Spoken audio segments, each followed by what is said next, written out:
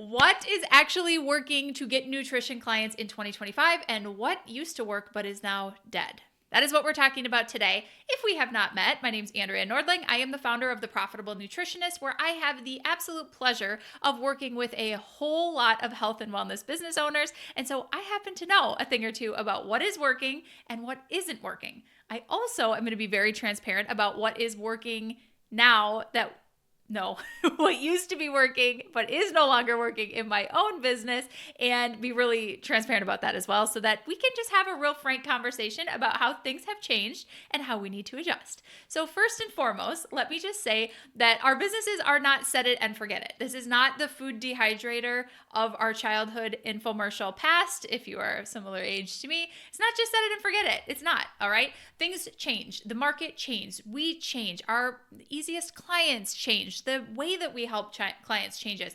All of that is very fluid. And approaching business as if it is a one and done, set it up, and then it's always going to work the same way forever situation is just not, first of all, it's not true, but it's also setting you up for failure. Ask me how I know this. So it's a good conversation to have. Little check-in on what's working now, what is no longer working, okay? Some of these things are things that, like I said, that I have discovered in my own business, which admittedly is much more advanced than I know a lot of people on this channel, but a lot of them are patterns I'm also seeing from having so many conversations with my students inside the Profitable Nutritionist program, a lot of which have businesses that are making less than $100,000 a year, and also having conversations with my higher level mastermind students that have multiple six-figure businesses. So these aren't just tips. These are straight from the trenches, my students' trenches. And you don't need to be doing all of this stuff, by the way, especially if you're just starting out in your business. So I always want to preface anything I'm about to say that is a little strategic or might be kind of tactical by saying you got to have discernment on what stage of the game you're at and what is actually going to be applicable for you. If you are just starting in your business, you don't need to be, doing everything, taking it all on, overwhelming yourself and try to build Rome in a day. It's not going to work. It's not good for you. Not good for the longevity of your business because you'll burn out real fast. What I do want you to do is be thinking like a business owner that is thinking for the long term. And what's really valuable as a business owner that's thinking for the long term is being able to evaluate what's working and what isn't, and then having some skills to know when to pivot, when to make a tweak, when to adjust a little bit. So that's kind of, the gist of this video is, first of all, nothing is permanent in your business, and it's not a problem that it isn't permanent. If you set up some structures and they don't work forever, that's just life. That's just business in general. Nothing has gone wrong, but we can make it better. We can make our businesses better, and we can make it a lot easier on ourselves by having some awareness of what the trends are market-wise and tech-wise, which is changing super fast. We're going to talk about that.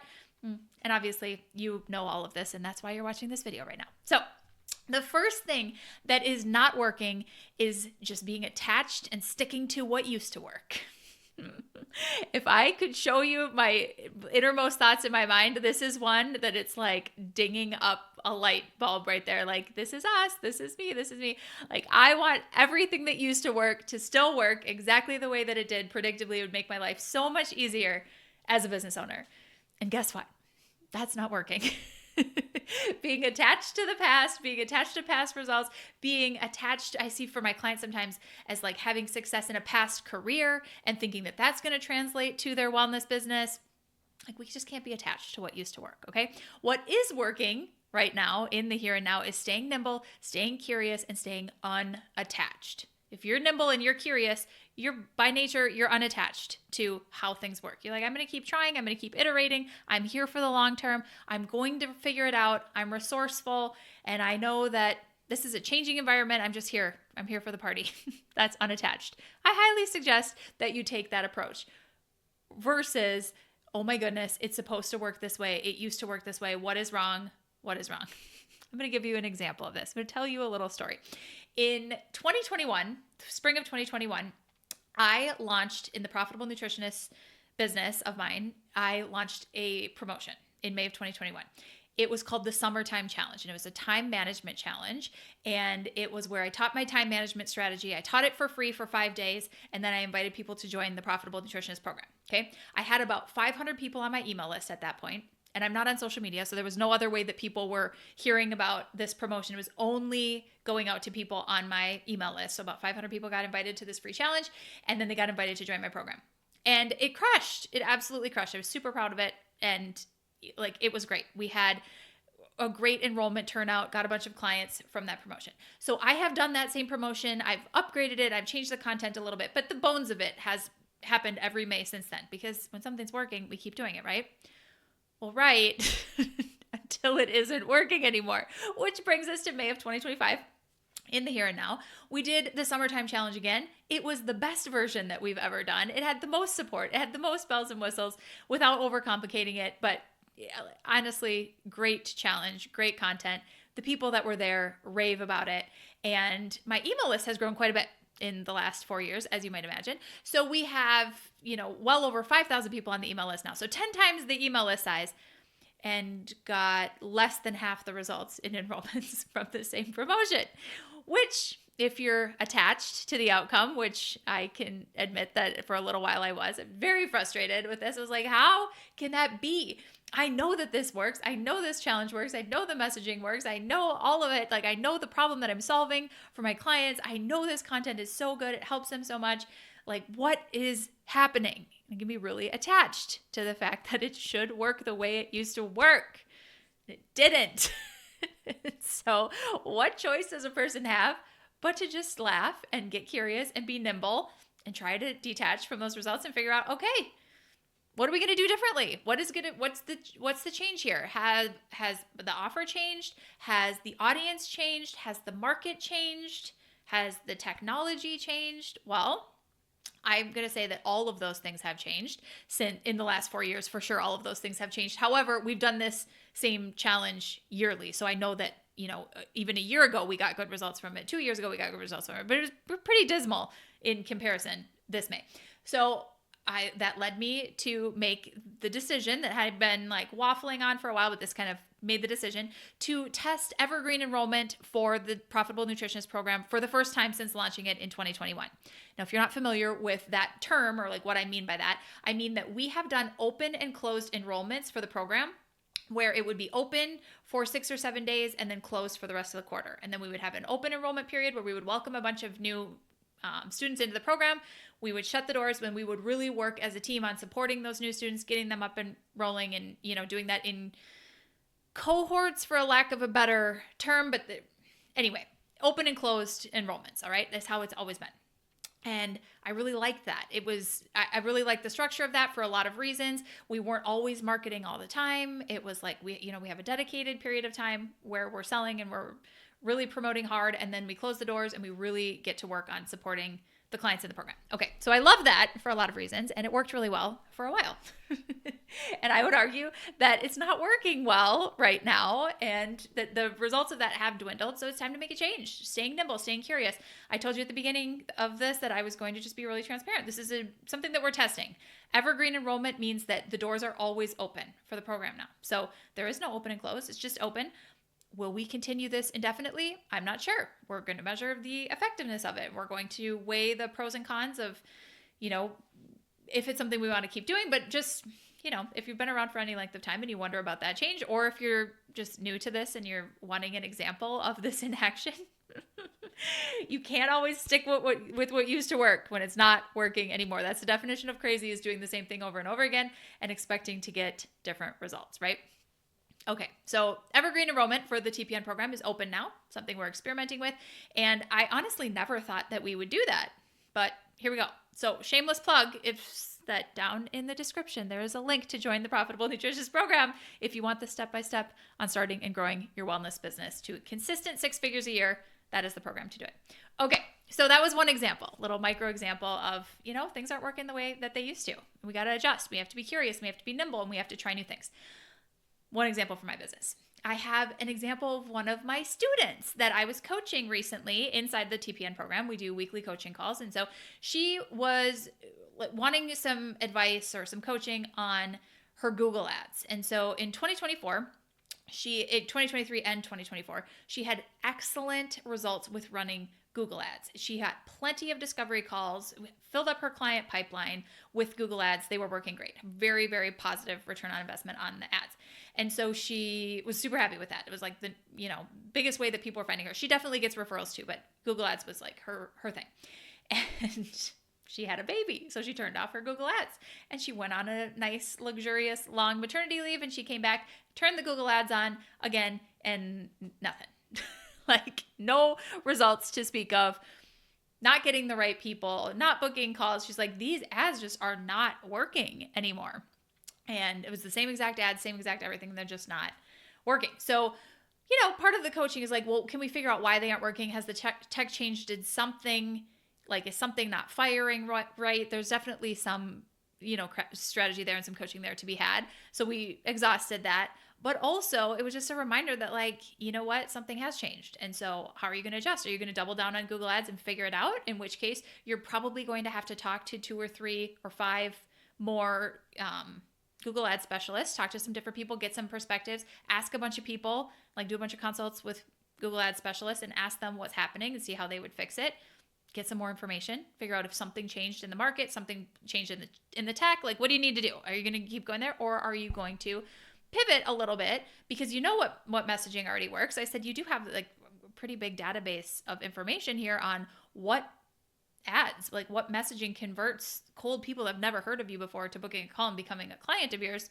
We have a lot of data there. How can we repurpose that in other ad formats or in other places? So that's something that we coached on. And I just wanted to bring that up as an example of this because it's like, yeah, things do change. Things that used to work and it seems like they should just keep working forever don't.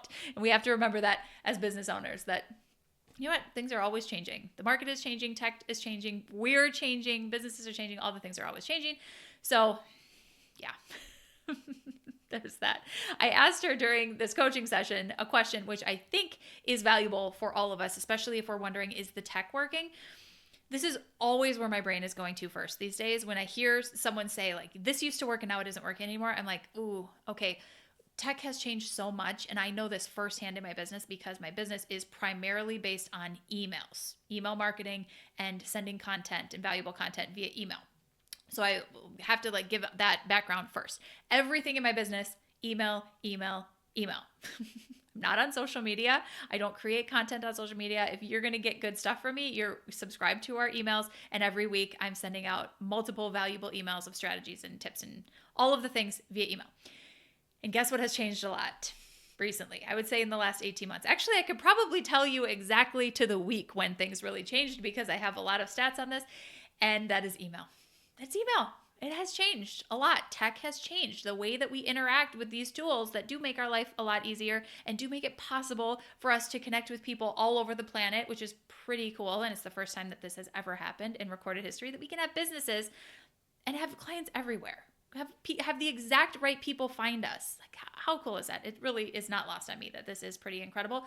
And also, those tools change, and the way that we utilize them and maximize them changes. Emails, huge problem because a lot of emails are going to promotions folders that nobody ever sees. Do you check your promotions folder? If you said yes, then you're literally my husband. You're the only person in the entire world. He tells me, he's like, oh yeah, I always go through all my spam, make sure nothing ended up in there, went through the promotions. I'm thinking, what is the point of filtering to those folders if you still monitor the folders? I don't understand. Point is, I am in the camp that we don't look at those folders. And so I understand how really valuable content gets filtered away into a promotions folder, never to be seen again. And I have a lot of data in my business that this is happening. Okay. So when people are telling me like, oh, blah, blah, blah isn't working anymore, I'm like, okay, is this email based? Is this deliverability has changed? We have to be thinking about, are these emails even being seen? A lot of times it's no. Open rates are largely inflated because after Apple did a big update on how they pre-open emails and then report open rates, it can show that you have really high open rate of your emails, but actually those are like called pre-opens or soft opens from Apple users. And actually the people never saw them and didn't actually open them. So there's just so many things that change quickly. Do we need to get into every single nuance of how tech has changed and things to think about? No. Point is, it's always changing. It's always changing. We can't just assume that the thing that used to work will continue to work the same way forever. Not realistic, but especially not in this current climate where we're in, where things are changing so fast. So first, I'm always wondering, like, is the tech even working? Is the thing working the way it was supposed to? Has something else changed? And then I look at the messaging. Does that need to get tweaked? So just so you know, like, that's kind of my thought process is, first, is there an easy reason why they're not even seeing the thing? And then secondly, if they are seeing the thing and it's not working the way that it used to, do we need to look at the messaging? I think that that's all I'm going to touch on email deliverability and all of those things. If you are curious about that though, I guess I'm going to say this. If you want to do a deep dive video from me on email deliverability and how we're improving that inside my business and all things email deliverability, if you're curious about that, let me know in the comments. I can definitely do a whole video on that because that is a topic that has certainly occupied a lot of my bandwidth and my brain space in the last 18 months. So I'm happy to do that. Okay. So that's the first thing that isn't working anymore is just thinking that the past things that worked are going to keep working and being overly attached to that. It's a huge problem. What is working is being nimble, being curious, and having an open mind about things being a little bit different because they are. They always will be, but especially now, just with things changing as fast as they do. Oh my goodness. So I guess my takeaway with that is it's okay if things aren't working the same way that they used to. And also don't jump to conclusions about why it isn't working. Look at the tech first. If it's possible that there's a tech issue or there's a deliverability issue or there's a visibility issue, something has changed in that way. Look at that first before thinking this messaging isn't working anymore or this, whatever it is, isn't working anymore. Let's exhaust the tech options first. Then we can think about messaging. So let's talk about the number 2 thing that I'm seeing that isn't working, that used to work, and then what is working. Now, what is no longer working in 2025, in my opinion, is relying on automation only, or primarily. I guess I'll say that. And what is working is high-touch personal connection, especially in the early stages of your business. Okay, so what the heck does she mean by that? Relying on automation. You might be thinking, I'm pretty sure that Andrea has an online business that has a lot of automations, and you would be correct in that. However, we're bringing in a lot of one-on-one touch points because relying on automation only, in my opinion, and might be a little controversial in the age of AI, is that it's not working as well, okay? So one-to-many marketing is one aspect of this, and that's where you are sending out your marketing message, your promotions, your emails, any social media content you might be doing, podcasts, videos like this, doing webinars, whatever it is that you're doing, if it's online, that's like one-to-many. You're selling, you're promoting, and you're delivering at one time, but it's reaching many people. It is valuable and I think necessary in our current landscape, especially when your business is getting bigger and you want to get more eyeballs and you know that your messaging is working and it's converting and now you just need to get more people. Like that's when this becomes really important to think about scaling and to think about, okay, now this process, we're dialed. Now we just need more people. We need more eyeballs. We need more takers. Okay. Yes. In that case, one-to-many marketing is the thing. Relying on automation is the thing to be able to do that. However, in the early stages of business, which I know a lot of people that will be tuning into this are in the early stages of their business, relying on one-to-many marketing strategies without having a foundation of like really connecting with people, personal connection, high touch, I would say, one-on-one interactions is really detrimental. And the reason for that is because it is a skill to do one-to-many selling, to have marketing that lands with people that you're not having a back and forth two-way conversation with. There's a learning curve to that. And then let's just be honest, it's a skill that takes a little bit of time to kind of nail it. You got to have some best practices on sales psychology and the platform that you are even using to get in touch with the people, which brings us back to our last point that like, tech is changing fast and things that used to be working might not be working anymore. So staying on top of all of that and all of the considerations that come there is no small feat, all right? And in the beginning of your business, trying to master those things while you're still trying to figure out who do I want to work with? How do I actually help them? What is the problem that I solve? What is my client process? What are the milestones in that process? How do I make sure they get results? How could I better help support these clients? How do I manage my time so that I'm not completely burned out? How do I only work these hours? How do I not neglect my family? All of these questions that have to be answered, especially in the beginning of our business, are going to take some time. Okay, and they're going to take some attention from you, and trying to also become an online marketing guru on top of it is a little bit unrealistic. So I just want to say this, that relying on automation only or trying to automate everything quickly in your business as fast as possible because it looks like that's the thing to do, and you see businesses that are more mature that are operating that way and you think, especially in the beginning, oh my gosh, that's what I have to get to. Well, you don't actually. And in fact, I'm going to argue that what's working in 2025 right now, right here, the best is high touch personal connection. People want people. Now, my business is built on a combination of referrals and one-to-many marketing. So this might be a little bit confusing, but I want to just continue to frame this as my business is pretty advanced. We've made many millions of dollars and served a lot of people. It is more advanced, but I didn't start there, and you shouldn't, in my opinion, start there either. Don't try to jump to level 10, like start with where you're at. And also what's funny is at level 10 or whatever level I'm at, we're getting back to personal connection and high touch and personal reach outs because it is so important. And I just really feel like that is where we can differentiate ourselves in 2025 is not being so automated. So anyway, if you're trying to go viral, and if that is your ultimate goal, you're not going to listen to this, and you're probably not still watching this video anyway. So that's like an aside, is that you're probably not trying to go viral on Instagram Reels and also watching this video. But if you think that is the only way that you can have a successful business in this day and age, I want to just really reassure you that isn't the case. But I do see this with people a lot, where they're trying to have a really automated one-to-many strategy to get as many people they're engaged with their content as possible, or to try to sell to as many people as possible. And when I push them on this, I say, okay, but hold on. Let's just go back to the beginning. Does your hairdresser know what you do? They're like, well, no, I don't really talk about it. Not with her. I'm like, okay. Does your best friend know what kind of clients are your ideal clients and who to refer to you?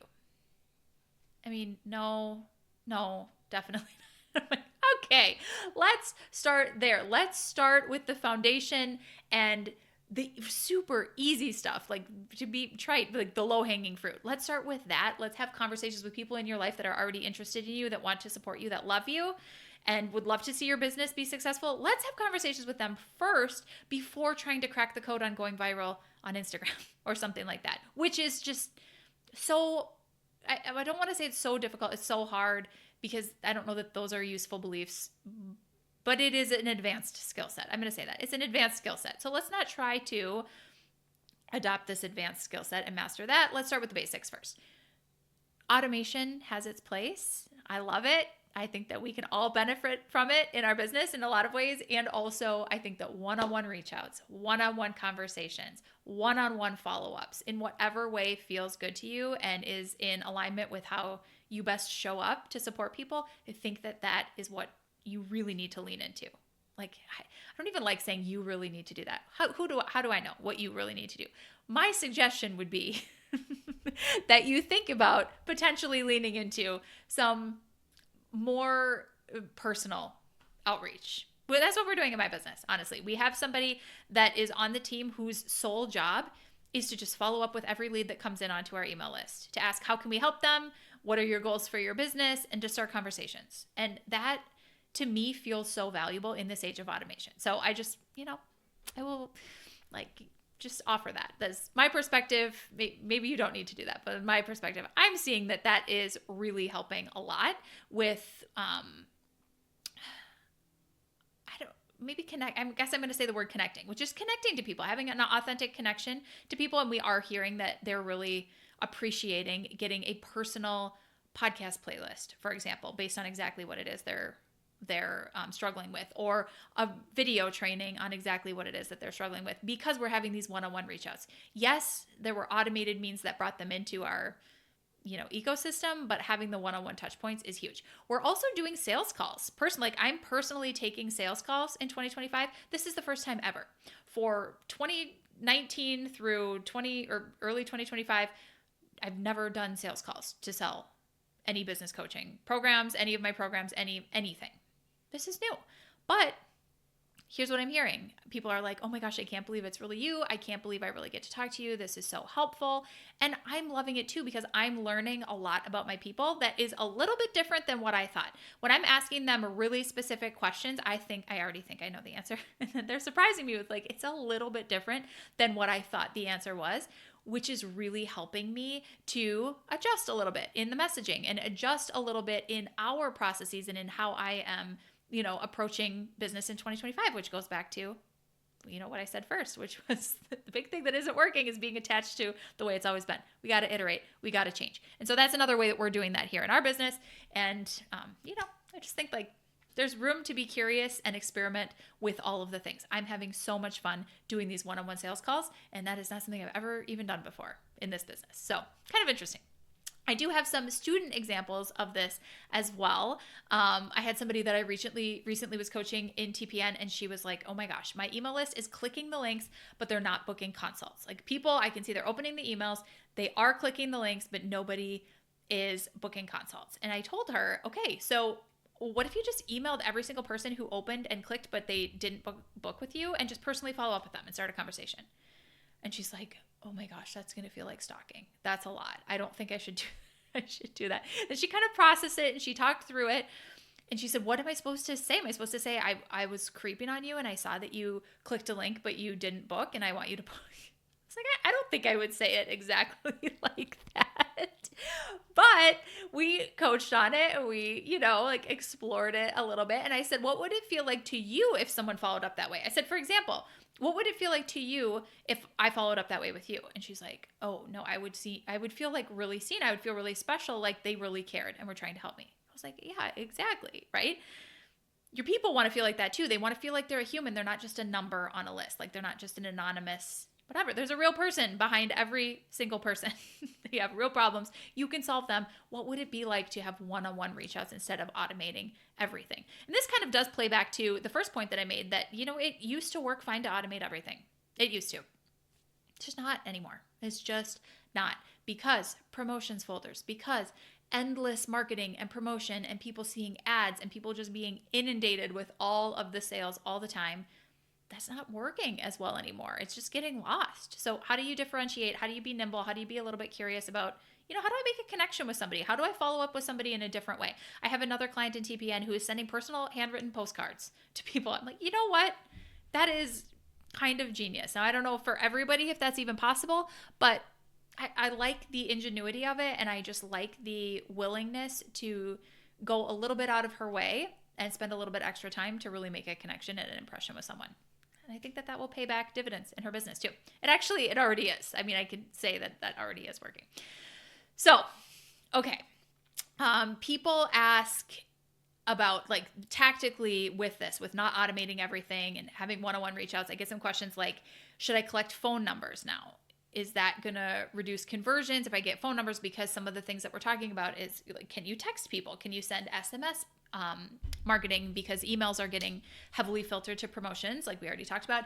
Are there other ways to get people's information? And if something that people ask, and I think is a valid concern, is like, will less people sign up for my email list if I'm collecting their phone number as well?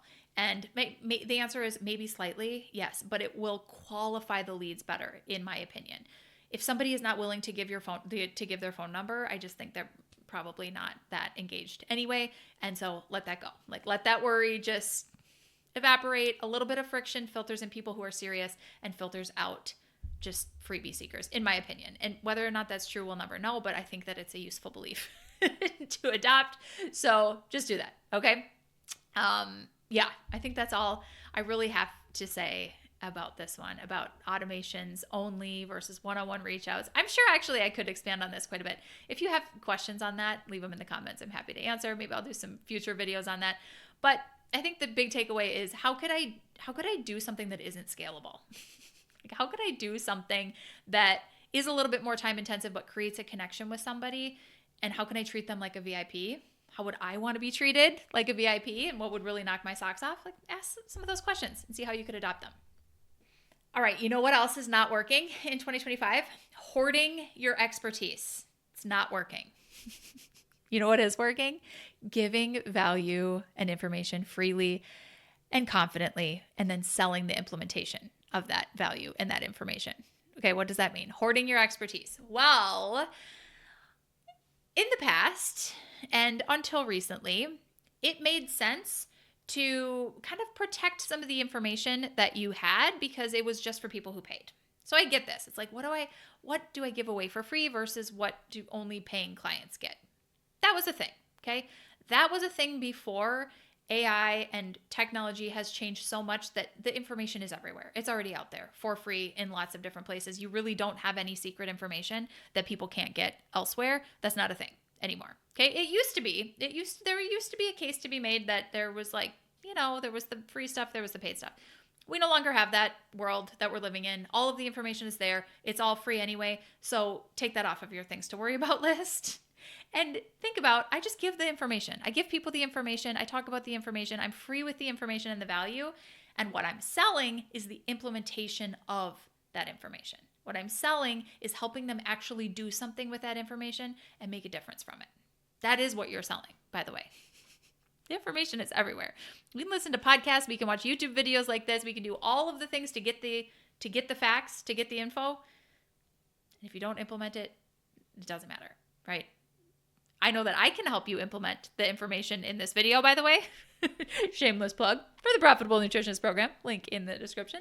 But I joke. I'm kind of not joking, but I'm kind of joking. It's the implementation of it. That's what you'd get in my program. I hope that that's what you're giving to your clients, is you're helping them actually do something with that information. You're helping them get over their own mindset, their own limiting beliefs, on all of the excuses that we have for not doing the things that we really want to do. You're helping them to do it.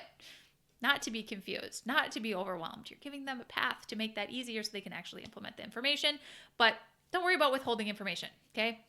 That used to work. That's not working anymore. There's no reason to even think in those terms, which is a huge relief as a business owner and as somebody that talks to people all the time about how you can help them. It's great for you and for me to not have to worry about what things should I be saying, what things should I not be saying.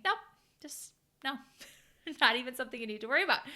People tell me all the time, by the way, that they joined the Profitable Nutritionist Program or they joined my higher level mastermind because of my podcast, because of the long form content that I've been creating for years and years, even videos like this.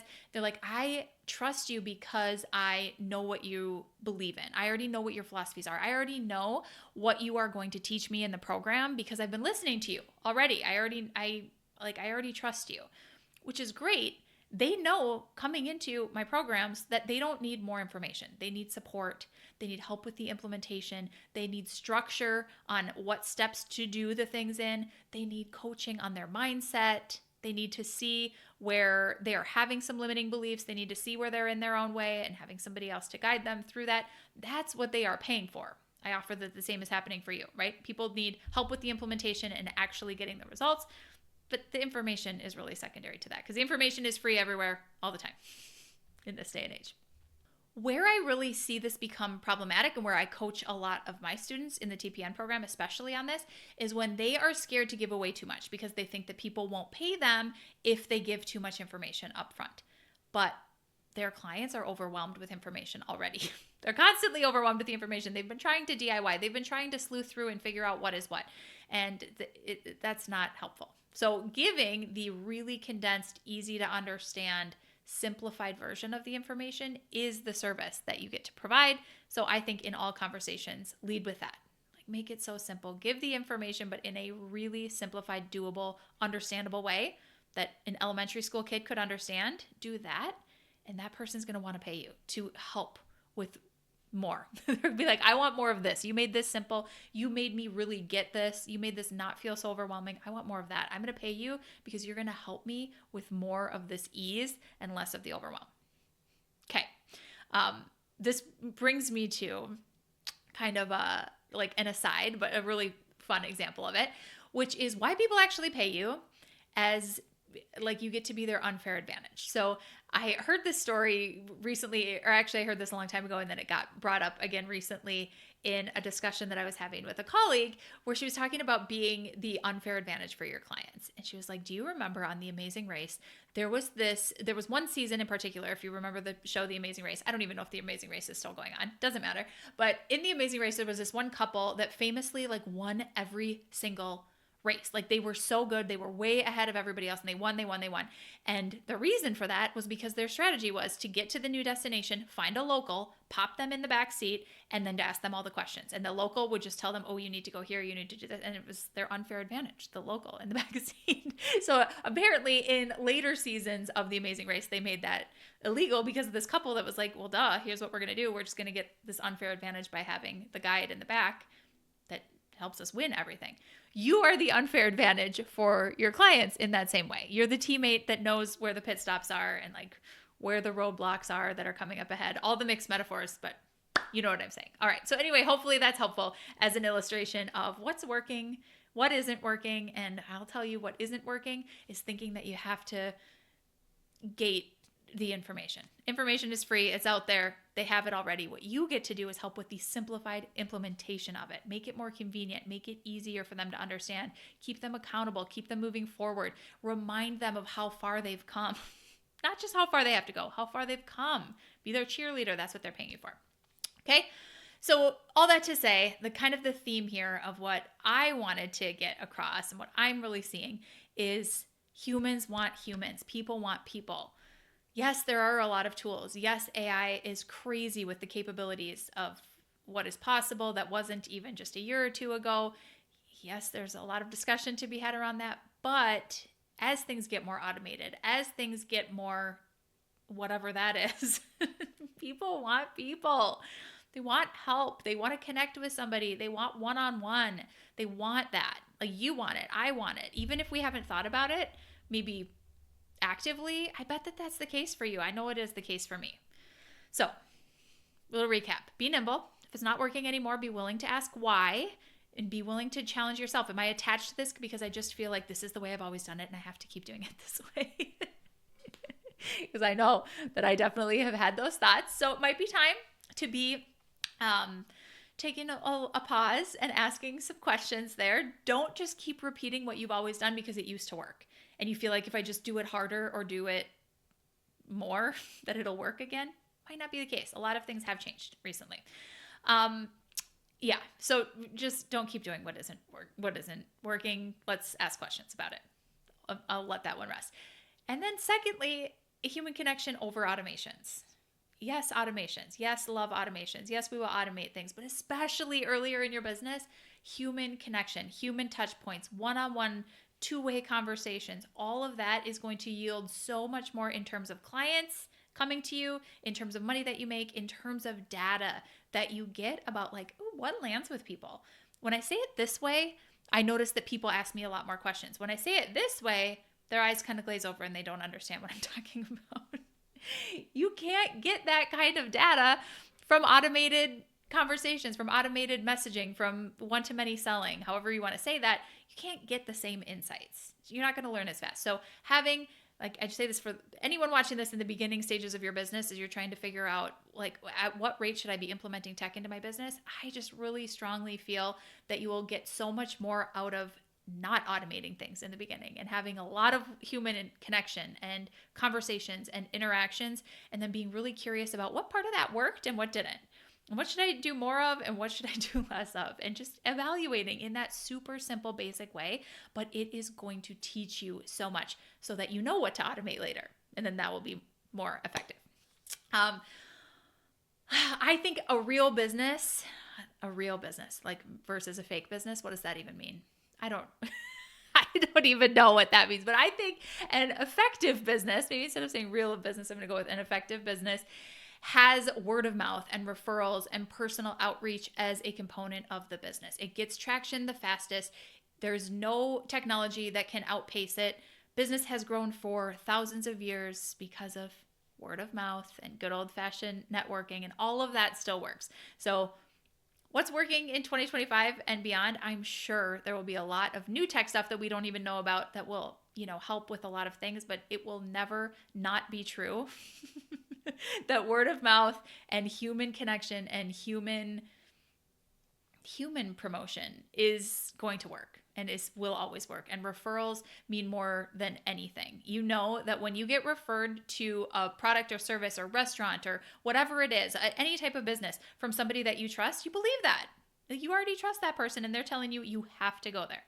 If you were going to Rome right now, I would tell you exactly where you need to go for dinner. I would say this, get out your phone. This is exactly where you're going. And you would believe me because I could sell you on that and you should be sold on it. And that referral means a lot, right? It's just, this is the way. So keep that in mind for your business too. What is working in 2025 and beyond? Yeah, a lot of automated stuff, a lot of cool tech things, but also what's always going to work is the good old fashioned word of mouth and referrals and all of that good stuff. Then lastly, just give it away, okay? Don't try to be a gatekeeper of knowledge or of information or think that you have access to something that people can't get elsewhere. You don't. You just don't. And trying to even manage that in your mind of like, what can I say to who and when, and don't give away too much and all of that, it just sucks you dry. So don't even try.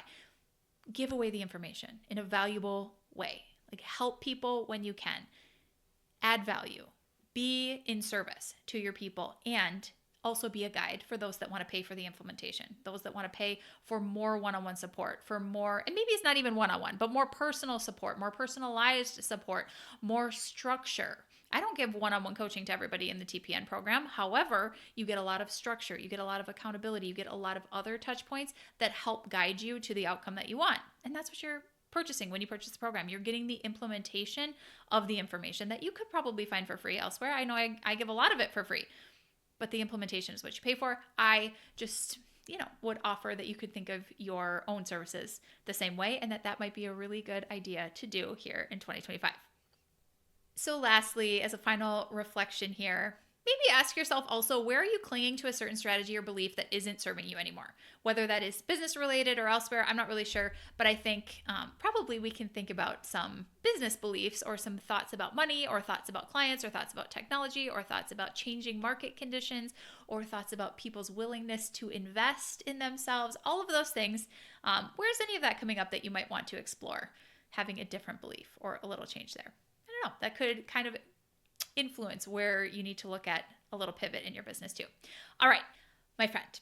So if you want to next learn the 3 biggest mistakes that most holistic nutritionists make that keep them broke, by the way, so that you can avoid those mistakes for yourself, I want you to watch this video next. So I'm going to teach you what those 3 biggest mistakes are, and I have seen so many businesses behind the scenes, the good, the bad, the ugly, so I have a lot of data to draw on to tell you what those 3 big mistakes are. I will tell you exactly what they are and how to avoid them, and instead I'm going to show you how you can learn exactly how to sign the amount of clients that you want every single month without relying on social media, so that you can instead have the business that you want to have. Like I said, watch this video next, I'll show you how.